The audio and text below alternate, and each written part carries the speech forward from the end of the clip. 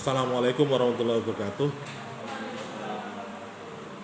Alhamdulillah hari ini kita bisa bertemu kembali untuk belajar diskusi terkait dengan pendidikan Pancasila.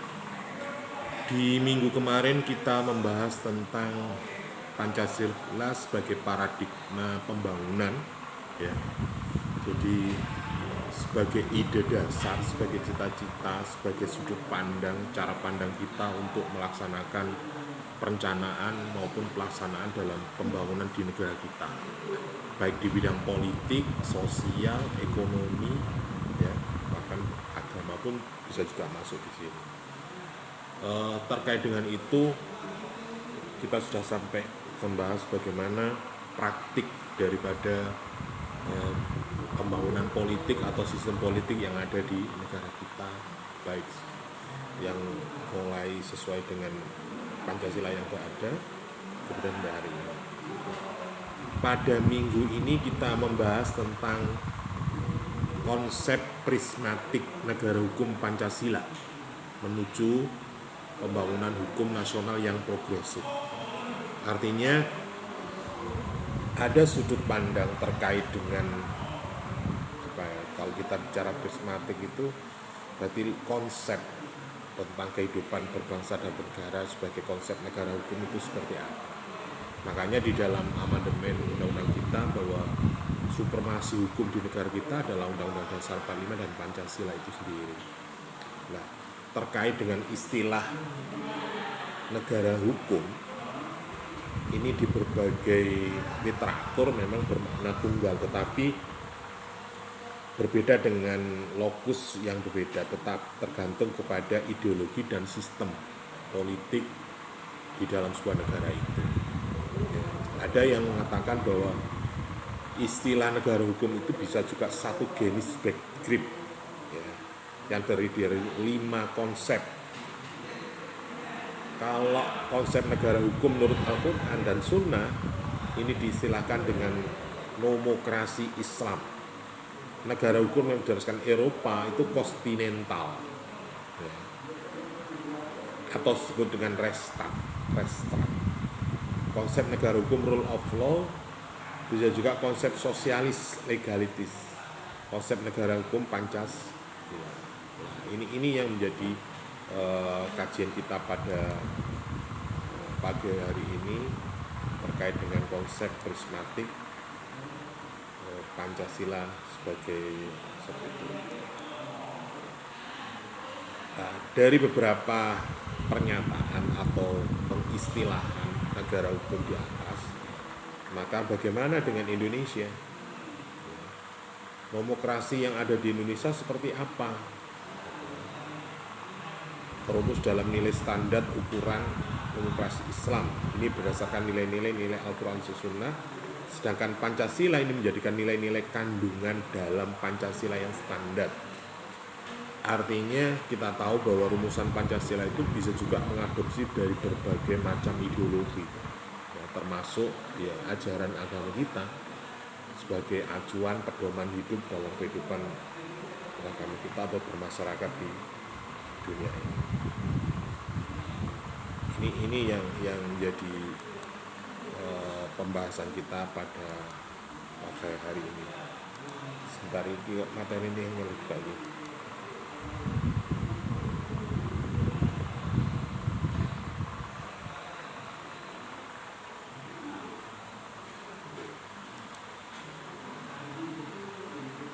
Di sisi waktu yang ternyata konsep hukum ini berkembang secara dinamis dan statis. Dia mengemukakan ada 2 konsep hukum yang berkembang, yaitu norma versi hukum formal dan versi substantif. Ini berkembang 3 bentuk konsep, yaitu negara versi dengan rule of by law, aturan main berdasarkan hukum, di mana tindakan kemudian ada formal legalitas. Ini yang terjadi. Karena apa? Perkembangan terakhir bahwa versi formal demokrasi, ya, atau legalisi ini kesempatan untuk menentukan substansi hukum. Sedangkan versi substantif ini negara hukum berkembang individual rights atau privat, dan ekonomi ini serta sebagai landasan yang paling cocok kemudian dikembangkan prinsip-prinsip pribadi keadilan yang berkembang menjadi konsep social welfare, mengandung prinsip-prinsip substansi kesejahteraan kelangsungan yang komunitas. Ini yang dimaksudkan adalah bahwa sistem negara ini dipengaruhi oleh perkembangan global. Artinya ada konsep demokrasi, inilah yang menjadi acuan bagi berbagai negara, bisa juga menjadi parameter bagaimana negara itu menjalankan dalam sistem negara itu. Padahal setiap negara pasti punya karakter budaya dan sesuai dengan adat istiadat, kondisi geografis maupun demografis di masyarakatnya. Tetapi karena ini menjadi acuan bagi masyarakat global, maka mau nggak mau ini harus diadopsi atau diamandemen, dipadukan dengan sistem yang ada.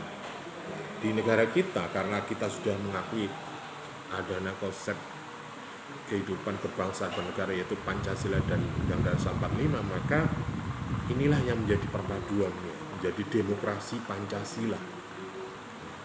Artinya tidak murni demokrasi seperti yang di negara-negara yang lain, tetapi juga menyesuaikan dengan situasi kondisi yang ada. Anda lihat beberapa tahun terakhir ini ada proses politik, ada tahun-tahun politik, sehingga kita tahu bagaimana praktiknya untuk menciptakan sebuah kekuasaan sistem pemerintahan secara legal. Ada tahapan-tahapan yang harus dilakukan dengan konsep demokrasi itu, tetapi tidak keluar dari ideologi Pancasila kita yang kita sepakati, sehingga nantinya menjadikan pemerintah yang legal, yang kredibel atau bisa juga diakui secara hukum maupun politis. Mengapa ini saya sampaikan bahwa selain proses politik itu juga harus didukung dengan legal formalnya. Makanya ketika kemarin Pilpres sudah selesai, rekapitulasi sudah selesai, sudah diketahui siapa pemenangnya, tetapi harus tetap proses hukum tetap harus dijalankan. Maka diberikan kesempatan bagi kandidat yang barangkali tidak terima dengan hasil pemilu itu bisa melakukan jalur hukum melalui MK itu tadi.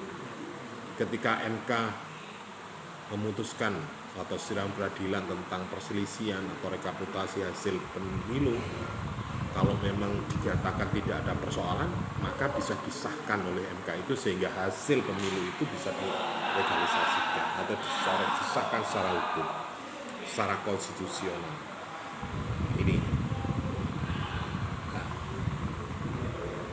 Inilah yang namanya konsep formal. Dari negara hukum ini ditunjukkan dengan cara di mana hukum itu diumumkan oleh yang artinya kemarin proses politik itu tidak serta-merta aku sudah menang, sudah tidak, tetapi harus ada mekanisme-mekanisme yang harus dijalankan sehingga itu mempunyai legitimasi yang sehingga hasil itu bisa diserahkan kepada KPU dan KPU menetapkan bahwa hasil pemilu itu sudah sah. Secara hukum ada kekuatan yang mengikat di dalam hasil pemilu. Ini sebuah contoh pengalaman praktik negara hukum di negara kita. Setelah itu maka mengalami sebuah transisi kepemimpinan, pergantian kepemimpinan, kemudian ada mekanisme pelantikan yang dilantik oleh Majelis Permusyawaratan Rakyat. Nah, padahal dia adalah sama-sama lembaga tinggi negara, tetapi memang lembaga ini diciptakan, diadakan karena sebagai wujud sila keempat, perwakilan masyarakat, sehingga sebagai lembaga, sebagai institusi yang mengesahkan, melegalkan atau meresmikan bahwa presiden terpilih sebagai pemimpin di negara kita. Nah, inilah yang kita harus pahami di negara kita. Jadi karena negara kita ini besar, masyarakatnya juga bermacam-macam, maka harus ada lembaga yang mengatasnamakan bangsa Indonesia untuk mengesahkan itu. Walaupun mereka juga sebenarnya struktur kenegaraan kita sejajar, tetapi mungkin peran dan fungsinya lebih tinggi. Sama halnya ketika menetapkan proses undang-undang misalnya, hukum itu dibahas secara bersama-sama antara legislatif dan eksekutif. Itu dalam proses penetapannya, tapi pengesahannya bisa dilakukan oleh pemerintah. Inilah konsep formal yang mungkin terjadi di negara hukum, khususnya di negara kita. Begitu juga negara-negara lain juga mungkin juga melakukan hal yang sama. Ya. Jadi ini ngomong negara, rakyat, Anda juga rakyat, saya juga rakyat. Terus kita punya hak yang sama secara konstitusi, tetapi kalau kita bicara individu, ya nggak ada artinya. Maka konsep politik negara kita sesuai dengan Pancasila sila keempat adalah permusyawaratan dan perwakilan. Ini menjadikan sebuah bentuk sistem kenegaraan di negara kita maupun di negara lain. Nah, dari beberapa konsep negara hukum ini terkait dengan sistem formal maupun substantif ini, ada penyelesaian putusan hukum atau kenyataan hukum itu sendiri, tidak berkaitan dengan apakah hukum itu tetap mengakui atribut formal atau yang di atas. Jadi konsep negara hukum ini substansinya ingin bergerak lebih jauh. Hak dasar diverifikasi menjadi dasar konsep negara substantif. Konsep negara ini dijadikan fondasi, kemudian digunakan untuk membedakan antara hukum yang baik dan memenuhi hak-hak dasar tersebut dalam hukum. Nah, yang buruk ini mengabaikan hal-hal yang dasar. Konsep formal atau konsep hukum ini kelayakan hukum berbentuk legalitas, sementara konsep substantif ini persyaratan tentang isi dan norma hukum. Jadi ada beberapa pemikiran memang ketika ngomong formal dan substantif ya harus dipadukan sebenarnya. Ya, jadi kalau substantif itu bicara esensi, normanya apa. Jadi mengapa sih pejabat itu harus dilantik dan disumpah misalnya, harus ada upacaranya, harus ada proses pelantikan, harus ada pengambilan sumpah dan sebagainya. Sama halnya ketika Anda menikah, wis nikah tok, sing penting wong tuane, saksine, penghulune ada, maharnya ada, kan sudah sah. Kenapa harus ada walimatul urusnya? Artinya harus ada publikasi, harus ada penyampaian secara umum bahwa ini loh sudah sah secara hukum, agama, adat, agama. Begitu juga negara hukum. Konsepsi negara hukum yang dulu dilaksanakan oleh Restat sekarang dinetralkan dengan hukum negara hukum saja, tetapi Restat ini diletakkan dalam kurung politik hukum tentang konsepsi negara hukum ini diusut baik Restat atau rule of law. Konsep negara hukum ini ditegaskan dalam Undang-Undang Dasar 1945, yaitu dengan kalimat Indonesia adalah negara yang berdasarkan hukum atau Restat. Nah, namun penjelasan ini sekarang Undang-Undang Dasar 1945 ini sudah tidak berlaku. Pernyataan prinsip negara hukum itu penuangan dalam konstitusi yang dipindahkan dalam pasal 1 ayat 3 dalam kalimat yang netral. Negara Indonesia adalah negara hukum. Persoalan apakah yang dimaksud negara hukum itu adalah konsep Undang-Undang Dasar 1945, bagaimana diimplementasikan dalam kehidupan bernegara. Dengan kerangka berpikir, kajian tersebut hendaklah diuraikan ringkas bagaimana konsepsi negara hukum Indonesia itu berbeda perbandingan antara konsep lain. Nah, prismatik sebagai negara Pancasila ini sebagai pembangunan hukum, atau bagaimana restart itu, atau rule of law itu, atau pemahaman tentang kompilasi atau implikasi dari konsep prismatik itu. Yang menjadi persoalan di sini adalah bagaimana konsep negara hukum.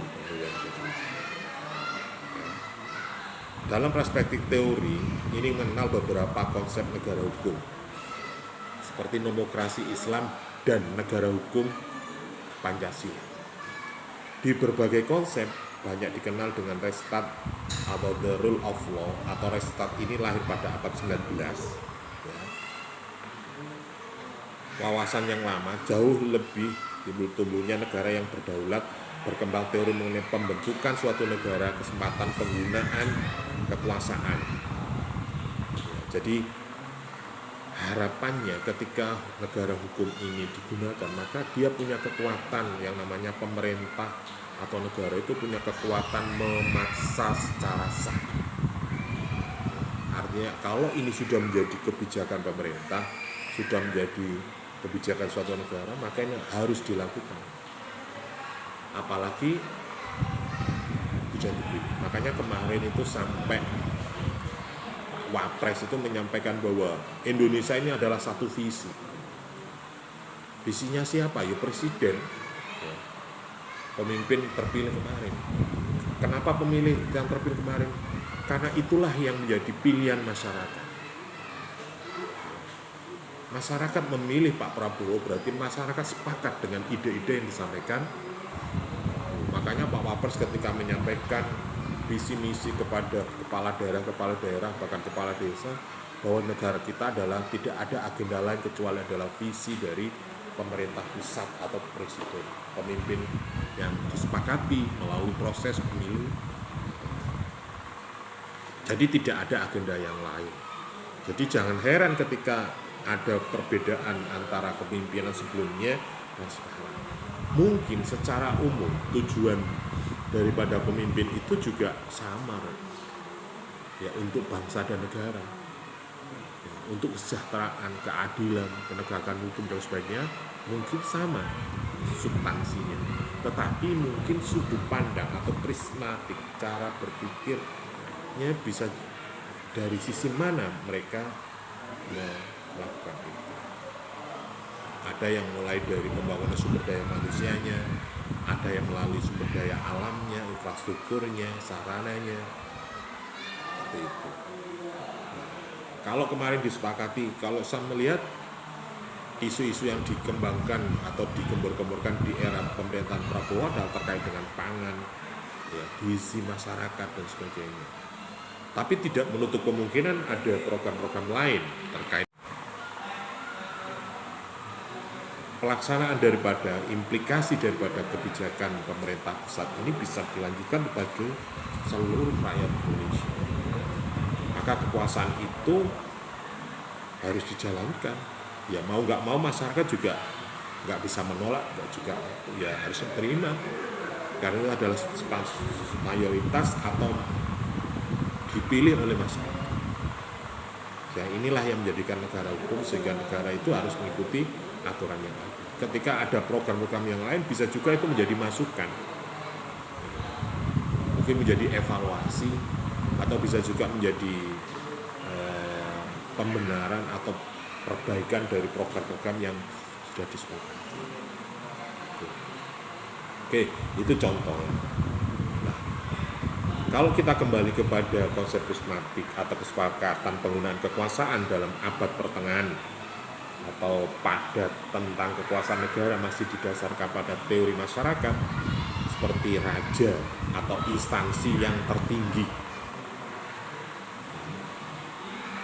Jadi ini maksudnya adalah bagaimana hukum dan kekuasaan, bagaimana politik dan kekuasaan, bagaimana kekuasaan ini dijalankan. Legalnya itu ini. Kenapa kita bicara prismatik hari ini adalah kaitannya dengan bagaimana implementasi daripada Pancasila itu. Kalau kemarin kita bicara tentang sudut pandang pembangunan itu, sekarang sudah bagaimana pelaksanaan pembangunan itu, dengan sudut pandang mana.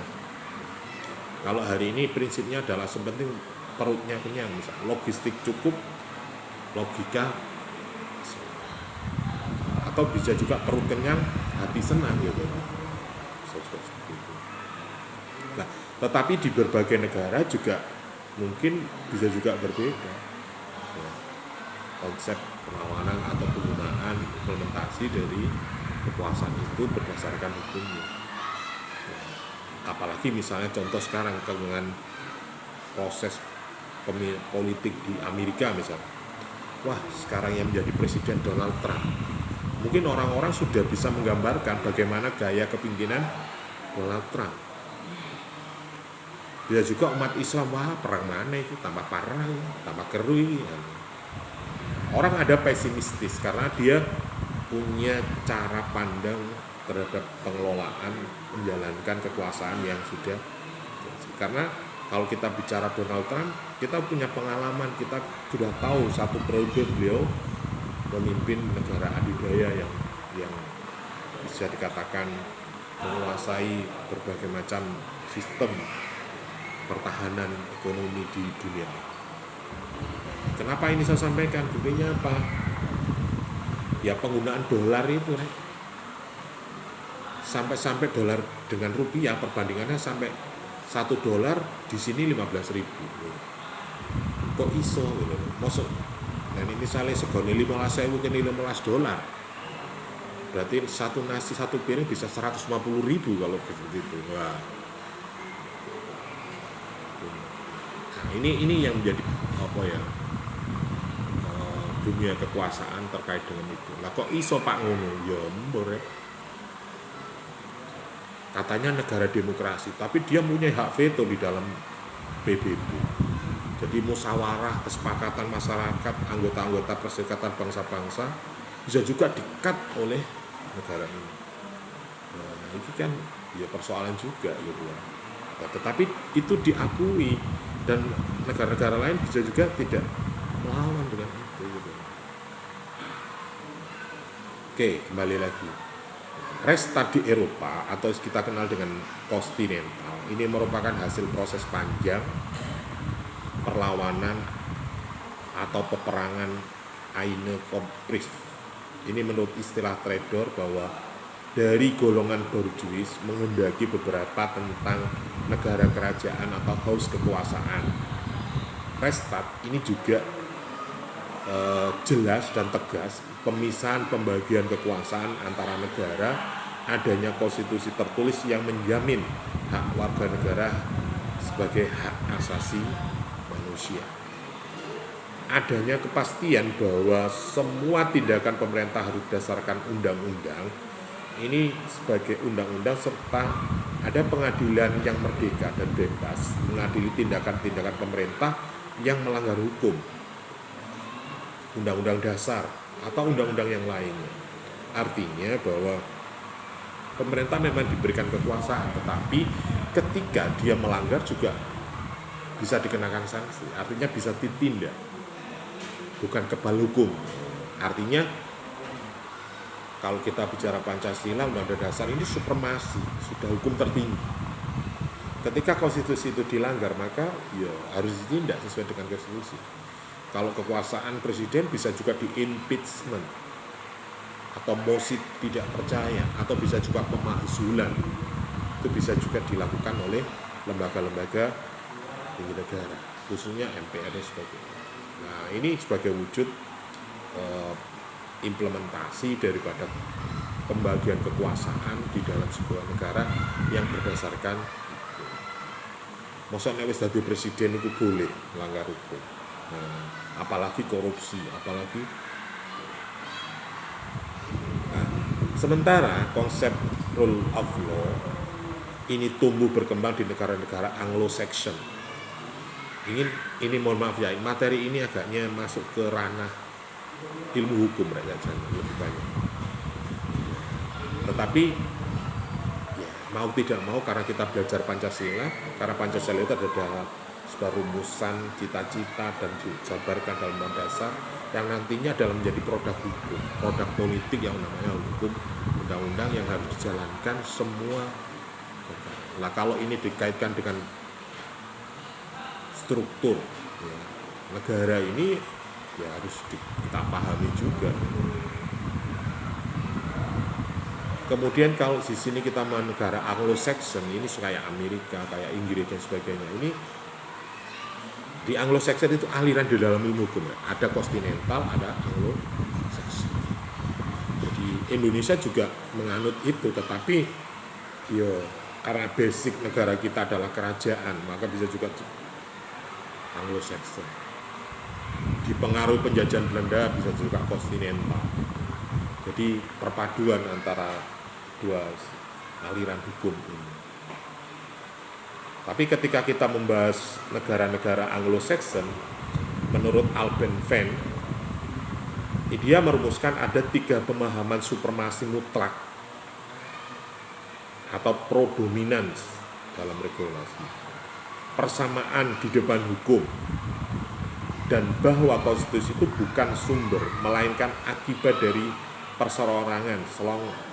Selengkapnya merumuskan unsur-unsur rule of law atau supremasi hukum.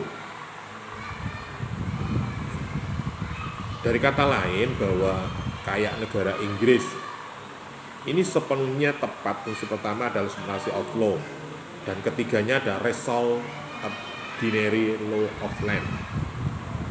Ini terdapat di negara-negara, sedangkan equality before ini merupakan reaksi adanya dualisme pengadilan seperti di Prancis. Jadi di Anglo-Saxon itu ada 2 macam kekuasaan, ada kekuasaan kerajaan, ada kekuasaan pemerintah. Jadi ada perdana menteri, ada kekuasaan kerajaan. Kayak di Malaysia, di Inggris itu kan kerajaannya masih ada, dia punya kekuasaan terhadap. Tetapi yang menjalankan aktivitas kenegaraan ada perdana menterinya, Kalau di Indonesia mungkin ada beberapa daerah-daerah tertentu yang bisa melakukan seperti itu, kayak Yogyakarta, Surakarta. Kayak DKI itu bukan kerajaan tetapi daerah khusus. Kayak Aceh itu bisa juga, Papua bisa juga berbeda.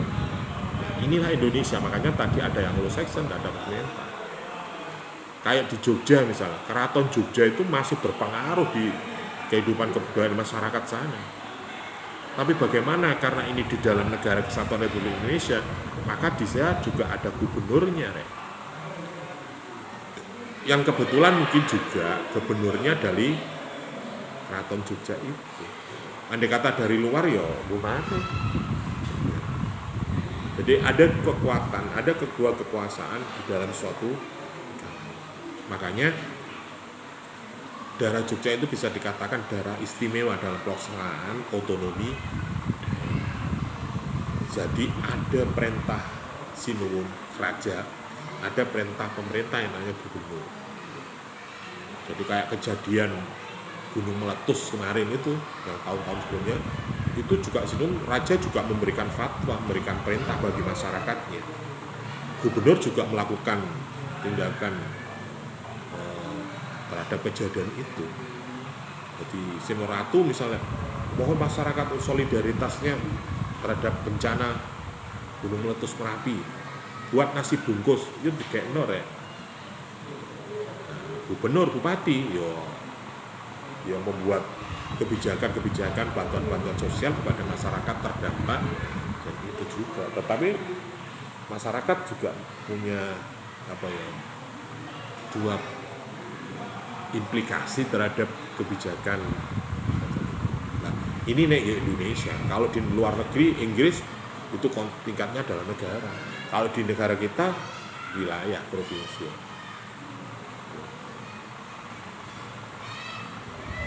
Mengapa ini tidak bisa dihapuskan? Lah, yang Indonesia kok. Lagi masuk negara kerajaannya dihapus nih. Kayak Mojopahit ini misalnya, yang katanya Mojopahit itu menguasai sepertiga dunia. Bayangkan, Amerika gak mungkin kayak ini ya. Indonesia Mojopahit sudah bisa menguasai sepertiga dunia. Tetapi wujudnya saiki batangin direktur ngomong. Di mana kerajaannya? Di mana pusat negara? Nggak ada tapi ada gitu loh, kan repot. Ya mungkin karena keterbatasan atau bisa juga politik Mojopahitnya sekali. Ini yang menjadi ciri khas di negara kita. Dan saya kira kalau kita bicara kekuasaan atau prismatik sebuah negara hukum, saya kira setiap daerah, wilayah kerajaan itu punya zona hukum masing-masing. Kerajaan Demak, Kerajaan Sriwijaya, Kerajaan Mojopahit, mereka punya wilayah-wilayah kekuasaan. Ini kalau ngomong wilayah Mojopahit, Jombang itu termasuk wilayah Kerajaan Mojopahit. Jadi ada Kabupaten Jombang itu. Tapi kalau ngomong teritorial hukum, bisa juga Jombang jelok ini. Nah, di Indonesia istilah negara hukum ini sudah sangat populer, yang dianggap sebagai terjemahan yang tepat atau restart rule of law. Konsep ini terkait dengan konsep perlindungan hukum, sebab ia tidak lepas dari soal-soal perlindungan hak asasi manusia. Jadi penerapan daripada negara hukum di Indonesia itu bisa penggabungan dari istilah kontinental dan Anglo-Saxon tadi. Jadi perlindungan masyarakat itu secara utuh. Artinya ketika ngomong Jogja secara budaya kerajaan dia juga terlindungi, secara negara pun juga terpayung. Artinya apa? Ketika masyarakat melanggar hukum adat maupun hukum negara juga terkena sanksi. Kalau hukum Bali misalnya, dari Bali juga bisa juga ada hukum adatnya. Makanya di dalam konsep prismatik negara hukum di negara kita itu mengakui adanya peraturan-peraturan adat, peraturan daerah yang aspirasi dan sumber hukumnya berasal dari budaya masyarakat setempat. Kayak Aceh misalnya sebagai Serambi atau Serambi Mekah katanya ya, di negara yang bisa dikatakan atau wilayah yang dikatakan sebagai cerminan dari agama Islam, itu juga dia menerapkan syariah Islam. Dia membuat sebuah peraturan daerah yang mengadopsi dari ajaran-ajaran agama kita sebagai peraturan di wilayahnya. Dan itu masuk dalam lembaran negara, lembaran hukum negara. Artinya ketika masyarakat Aceh melanggar peraturan daerah itu bisa dikenakan sanksi sesuai dengan aturan hukum yang ada. Ini loh uniknya Indonesia di situ. Mungkin di negara-negara lain nggak bisa kalau ini ya iso berapa. Kalau di Cina hanya berapa suku, di Arab hanya berapa suku, di Amerika bisa dikatakan tidak bersuku tapi masyarakatnya macam-macam, homogen, heterogen. Tetapi tidak seperti di Indonesia.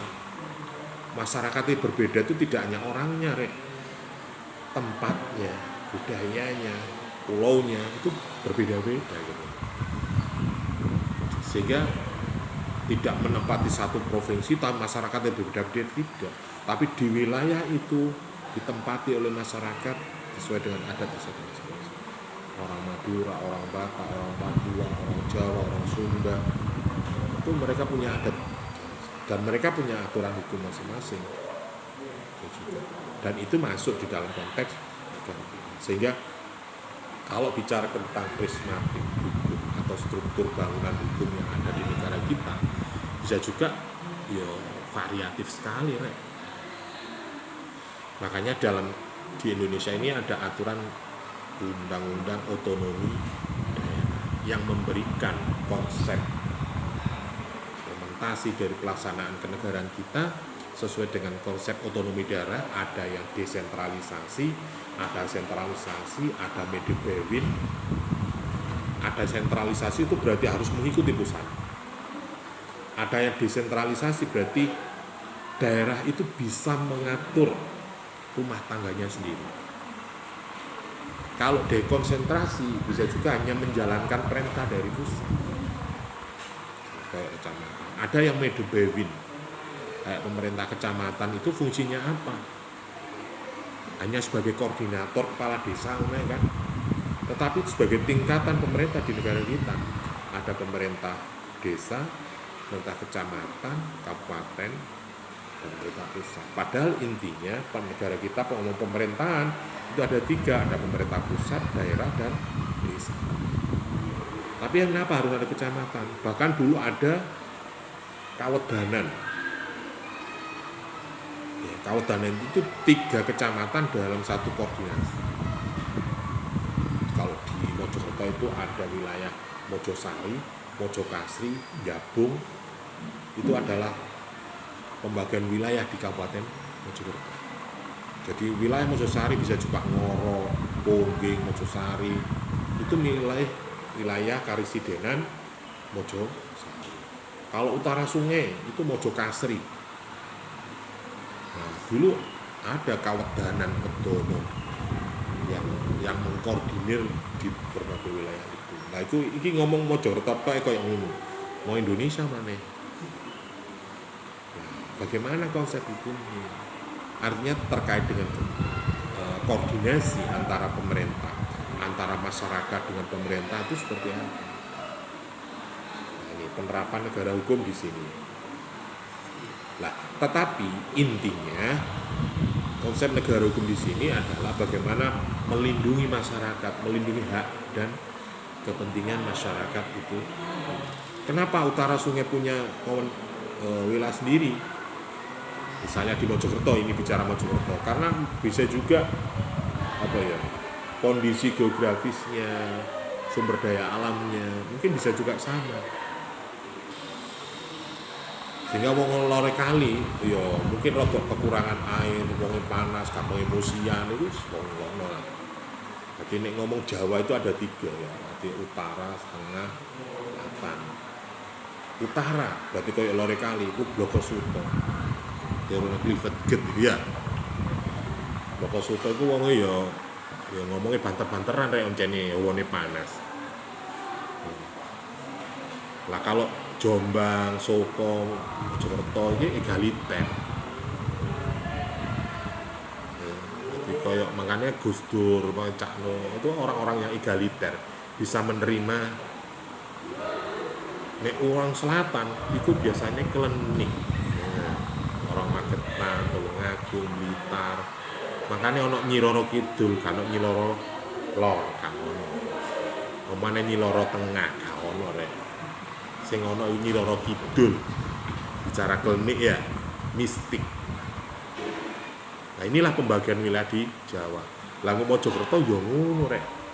Antara kondisi orang Jabung, Pacet, Sidoarjo, Awas, itu adalah wilayah yang dingin, bisa dikatakan masyarakatnya, airnya, sumber daya alamnya beda dengan utara sungai. Jadi wong temu ireng ngombene iku waduk iku ya. Terus jarene biyen niku nek cawi iku gawe pepel ngono iku. Nek kono kan enggak banyune gampang. Nek sece puri saka bangsa egaliter. Kali ini ya ono sumber teko Pacet ya. Teko lore kali wis entek kadang-kadang berantas. Sehingga masyarakatnya juga bisa berbeda. Makanya pembagian wilayah karakter. Iki nek dipetani maneh ngomong Mojokerto ya. Karakter masyarakat bangsal Mojosari, Kabupaten Mojosari, Mojokasri, Jabung itu berbeda. Jadi nek wong Mojosari, bangsal itu kalau jadi tokoh masyarakat pakaiannya necis-necis rek.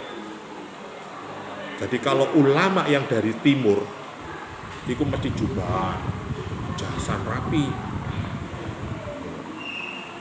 Jadi konek misalnya dari wong kono atau kayak wong masyarakat kayak ini, nek munggah panggung nanti kon gak jubahan gak rapi, gak diakui kon.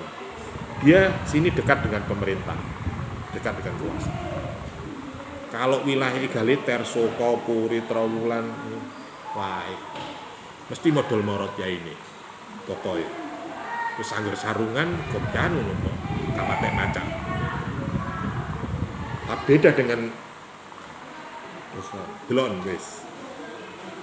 Ya sing tekok darah kene, lak jubahan putih. Nek tekok Soko, Puri lah. Kaosan batik suara gelon ya Gusen. Gelon ya. Kumana ya Husain ku jubahan serbanan. Nah, tapi delok Yus Gusdim. Ya enak. Olah papi maca ijasan sana-sana. Tapi nek utara sungai mbo, ya apa itu? Ya apa?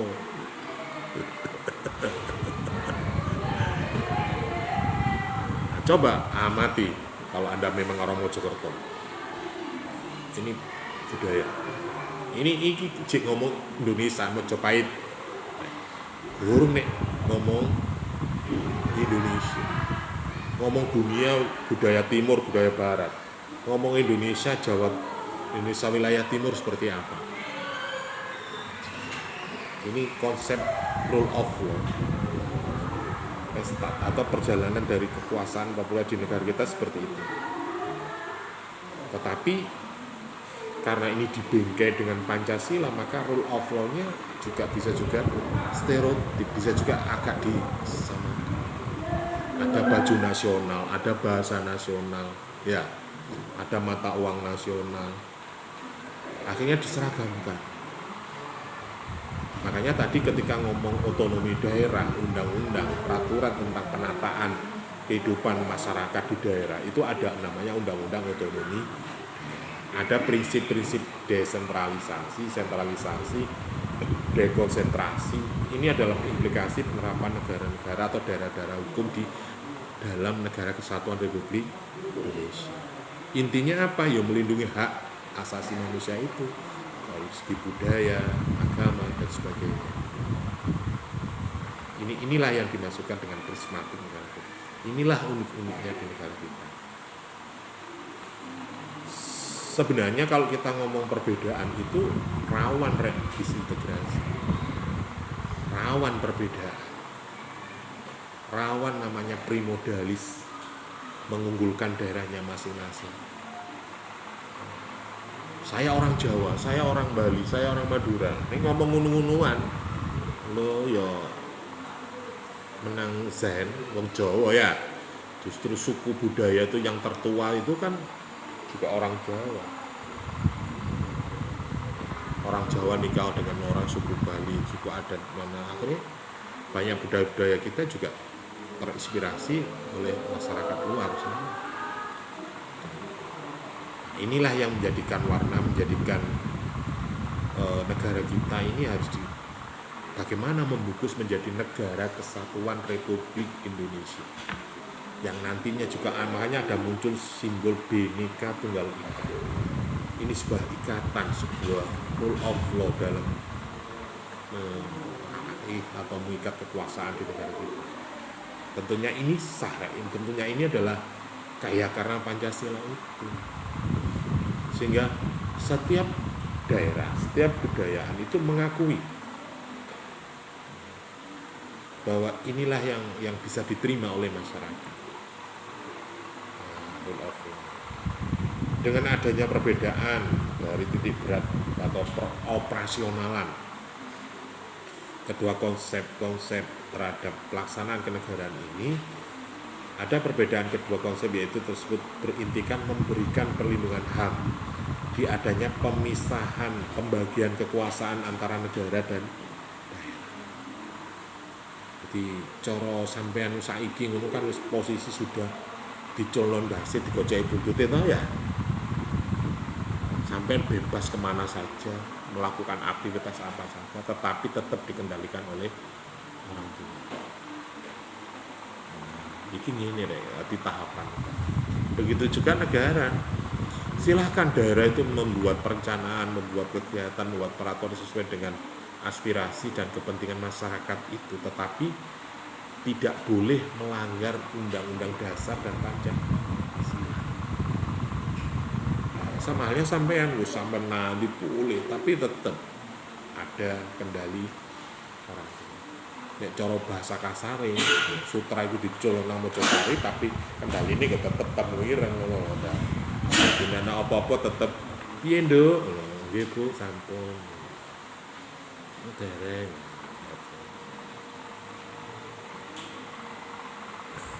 Oke. tercatat di sini bahwa tugas-tugas pemerintah di abad 20 atau welfare state ini reaksi terhadap akses yang timbul di dalam negara hukum seperti negara Islam atau revolusioner, menentangkan absolutisme, melahirkan pemisahan kekuasaan yang meletakkan pemerintah pada posisi di parlemen. Secara kelembagaan, Rek. Ya koyok-koyok Prabowo itu Indonesia, tapi Prabowo tanpa istilah presiden tidak ada artinya gitu kan. Kalau kemarin Prabowo menjadi kota partai ya wis warga partaimu. Tapi kalau hari ini Presiden Prabowo misalnya, yo Indonesia simbol negara.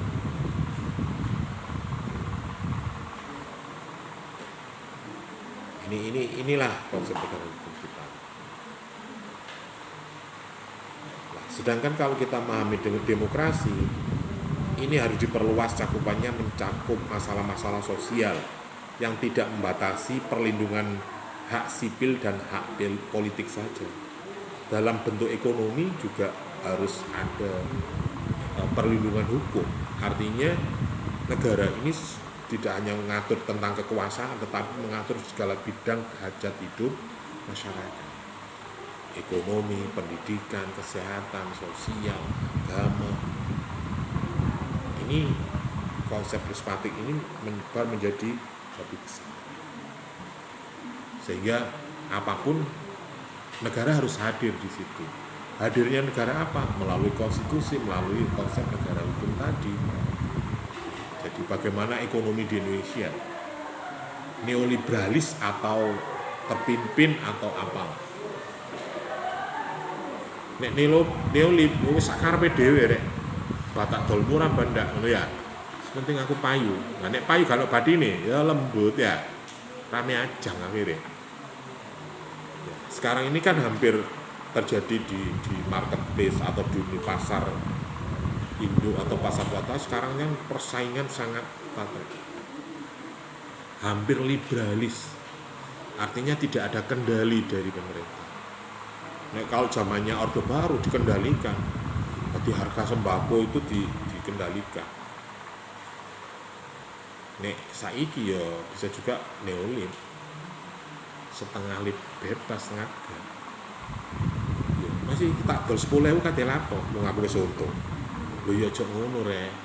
Iki paling gak ya 12.000 ngono. Artinya regane beras kok pacet, kok bangsal ambek kok ndawar siji ngono lho. Ini apa bayar beras 64 kok ndawar regane 13.000 padahal kok soko mek 10.000. Momane kok pacet 9.000. Ya apa iki? Ya kula onang pacet sih. Jare ini sutran lula transport bensin gak kok hitung kamang kan itu dadi 13.000. Malah pokok larang kok kono banyune gampang, ati berase putih. Kono berase tada hujan. Jadi tanam padinya berbeda dengan yang ada di Pacet sama di sini berbeda. Iki lho ngene iki lho, Indonesia ku ada rek. Makanya ketika itu terjadi maka harus ada keseimbangan, kesenjangan antara penataan ekonomi yang ada di negara. Perusahaan-perusahaan, itu nek ngomong petani, nek ngomong perusahaan. Bagaimana hubungan atau relasi antara sektor privat dengan publik? Bagaimana hubungan antara perusahaan perorangan kepada masyarakat? Bagaimana perusahaan publik kepada masyarakat? Perusahaan publik itu apa? Ya BUMN ini kurang. Perusahaan-perusahaan milik negara itu bagaimana hubungannya dengan masyarakat? Terus bagaimana relasi hubungan antara sektor privat dengan pemerintah? Bagaimana pemerintah mengendalikan itu? Kenapa harus diatur? Karena ini melibatkan masyarakat juga. Hak pekerjanya bagaimana? Hak produknya, standar mutu produknya seperti apa? Misalnya di Indonesia gak diatur halal haram ya, ya apa tadi ini? Ayo, masuk sampean, wah itu Ajinomoto haram ngono piye kowe? Lho Pak, wis kadung e. Masuk piye? Itu nek gak diatur halal harame piye? Solo jarene negara habaib, tapi hampir 30 warung perusahaan rumah makan yang menggunakan unsur babi. Nek ngomong masakan yo babi enak rek ngono ya. Jarene lho ya, tapi ya gak ero. Tetapi bagi umat-umat muslim yo haram Pak itu. Itulah wujud bahwa negara ini juga masuk ke ranah hukum di bidang ekonomi. Makanya ada standarisasi halal, standarisasi mutu. Apakah ini produk berbahaya atau tidak bagi masyarakat? Pemerintah negara harus hadir di situ. Nah, nek dijarno ae ya untuk ya apa jare. Banyak lagi terkait urusan pendidikan bisa juga. Kenapa di Indonesia harus ada pendidikan swasta, lembaga pendidikan swasta dan negeri? Kenapa harus ada pendidikan luar negeri, swasta dan negeri? Sakjane pendidikan ini kan dagangannya negara, kewajiban negara untuk memberikan pada warga. Kenapa harus ada lembaga pendidikan swasta? Ono Unim wis, lapo kon guru Unim kowe. Ya.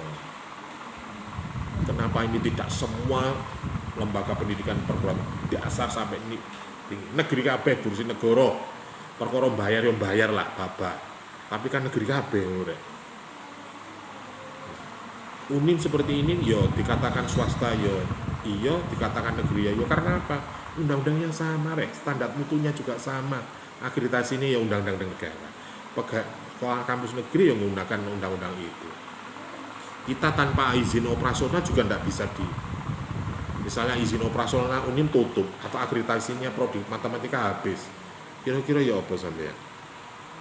Dolan. Itu. Padahal ini kan sama. Hakikatnya sebenarnya nggak ada sekolah swasta dan negeri. Yang bedakan apa sih? Akreditasinya sama. Apa nek negeri ku seragaman ngono ta, ono merke ngono ta. Dijamin ngono ta. Dijamin ta nek sekolah nang UNER iku langsung uripe sugih lho mulai lagi. Dadi ndak jamin. Sampeyan masih kuliah ning Unim dijamin ta. Ya padha gak dijamin iki. Mari nang negeri padha ae. Sampeyan kuliah nang Unisa matematika lulus langsung dadi PNS ta, langsung dadi guru ta. Ya ora.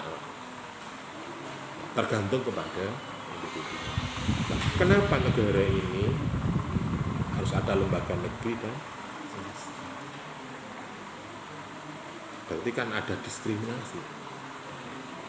Apakah nggak boleh Pak masyarakat membuat lembaga? Ya boleh, sangat boleh. Karena ini untuk negara. Justru malah masyarakatnya yang partisipasi negara. Negara harus sosialisasi. Makanya negara juga, oke lah, ada lembaga tinggi swasta, ada yang negeri. Akhirnya pembiayaan juga yang sama. Swasta ya oleh beasiswa rek teko negara. Ada pembiayaan dari negara. Dosen ini juga ada. Makanya ono sertifikasi dosen ada. Tetapi mungkin hak secara hukum kepegawaian bisa juga. Toh sekarang juga ada nomor induk ketenagakerjaan NUPTK. Dosen swasta juga ada. Iki apa bedanya sih? Merke kayane sebutane gengsi ini pelajaran ya padha wae tergantung areke. Apa nek nggo negeri pelajarane gak ngene. Lungguhe ana asine mumet ngono ta. Ya padha wae rek. Bukti nek sampai sekolah negeri kenapa dosen-dosen yang kuliah di negeri-negeri itu ngajarin nang Unim.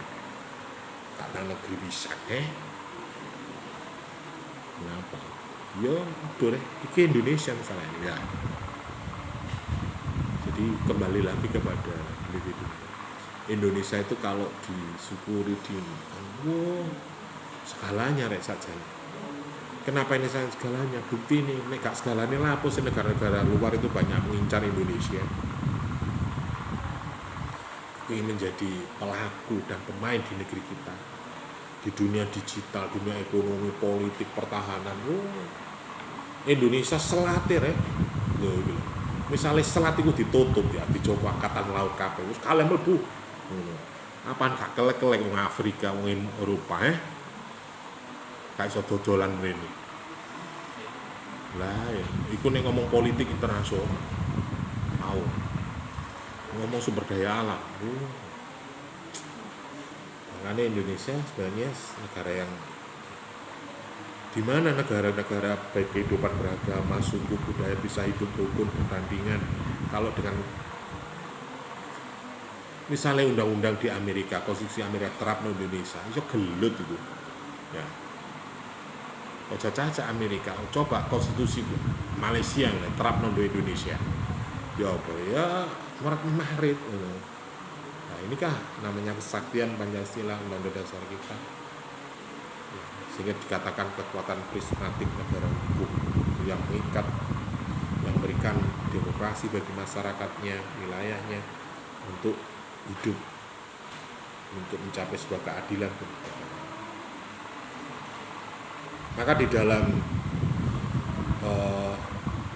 memungkinkan pemerintah yang aktif dan nasional ini mencirikan konsep negara hukum yang dinamis, bahwa konsep negara hukum secara material ya, yang pertama adalah perlindungan konstitusional, artinya selain menjamin hak-hak individu, konstitusi juga harus menentukan cara prosedural untuk memperoleh perlindungan hak-hak untuk dijamin oleh ya. Anda menjadi warga negara syaratnya apa? Ada yang nggak punya KTP sampai hari ini. Itu dia gue. Usai KTP anaknya ono. Bahkan sekarang Kemendagri meluncurkan KTP pelajar itu. Jadi bagaimana mereka yang usia 17 tahun itu sudah punya KTP sehingga punya hak politik. Nah, kemarin kan Kepmamen meluncurkan itu. Nek KTP anak itu biasanya warnanya ungu ya. KTA, KTP anak ada sekarang. Saya menjadi KTA. KTP anak sekarang. Jadi ada prosedur. Jadi selain masyarakat itu terlindungi hak individunya, juga ada caranya, ada mekanismenya. Secara birokratif, secara administratif, itu dia. Makanya ono aturan ini masih punya hak politik atau tidak. Dulu ada istilah terkait dengan kewajiban hukum itu kalau sudah usia 17 tahun intinya wis duwe KTP lah. Pak, wong arek umur 12 tahun wis nikah ya, Pak. Ya berarti kudu diterbitno KTP karena udah nikah. Lah apa kok lah nek ngono di pasangan kan duwe kakak tapi gak duwe kartune piye? Anake melok sapa ngono kan. Dulu seperti itulah. Sekarang sudah ada penataan terkait dengan itu. Artinya ada cara, ada hak-hak yang menjamin sehingga orang itu masuk dalam persyaratan menjadi warga negara yang mempunyai hak politik. Yang kedua, adanya badan kehakiman yang bebas dan tidak memihak. Seharusnya ada Mahkamah Agung, ada Jaksa Agung. Ya, sekarang itu. Dulu itu ada DPA. Sekarang kan tidak ada, sekarang kan adanya Mahkamah Agung, Kejaksaan Agung, ya. Ada MK, Mahkamah Konstitusi, ada KY Komisial Judicial Review. Wow. Kedua, ketiga adanya pemilihan umum yang bebas. Ini contoh negara-negara. Jadi ini ngomong pemilu sangat bebas-bebas sekali. Banget bom banda, pamane politik banda. Saya ngomong money politik gak boleh temenan. Nah, aku ngomong temenan iki, ping telu temen tak. Ono Bawaslu, temenan. Yakin. Aku yakin akhirnya itu. Gak wani nindak. Tapi memang pemilu kita sudah diberikan kebebasan. Artinya dari perjalanan demokrasi pemilu di negara kita mulai adanya tahun 55 itu ada multi partai sampai sampai ke Orde Baru itu 3 partai, kemudian multi partai lagi. Ini artinya mewujudkan adanya kebebasan warganya untuk berserikat, berkelompok, menyalurkan sebuah aspirasinya untuk kehidupan bernegara dan berbangsa. Jadi, dan partai ini tidak mengidentikan dengan daerah, walaupun ada partai-partai lokal, ono partai Jawa, partai orang Jawa, kan tidak ada. Sing ono PDI rek, anggotane ya wong Jawa, ya wong Batak, ya wong ngomong nasionalis. Adanya perbedaan menyatakan pendapat ini sebagai wujud negara hukum. Artinya orang-orang itu boleh menyampaikan sebuah ide dan gagasan, konsep, visi bagaimana membangun negeri kita. Seperti di awal saya sampaikan, bisa juga pemimpin negeri kita punya cara pandang masing-masing untuk mensejahterakan, menciptakan sebuah keadilan di negeri ini. Mungkin hari ini pendekatan bisa melalui militer, ya. Padahal di era reformasi kita anti militer. Tahun 2003, 2000 itu masyarakat sipil itu banyak protes anti militeris. Pisahkan antara dui fungsi ABRI. Ingat enggak? Tak sama gorong lain. Jadi dulu tuh fraksi ABRI, tentara, TNI itu punya fungsi 2, fungsi politik dan fungsi pertahanan. Fungsi politik artinya dia bisa masuk ke ranah politik. Dia masuk ke fraksi-fraksi di dalam lembaga legislasi, baik di tingkat daerah maupun pemerintah pusat. Tanpa ikut pemilu. Bayangin. Bahkan kepala daerah mayoritas orang militer. Sekarang dibaleni nerek. Menteri-menteri sipil dididik di Akmil. Wow. Saking nemen blasu wong gak tau baris ya. Adanya kebebasan berserikat, berorganisasi, beroposisi boleh. Berbeda pendapat boleh. Tapi nek kenemenan ya diwasu kon wong sak Indonesia ya. Wong kok isine utek elek. Sekarang kan menjadi musuh ya Jiko Amin Rais, Harvey Harun. Wes ngomongnya jelas hal yang negatif terhadap. Ini masyarakat kadang ya sana ya enggak. Bahkan bisa juga dibenci.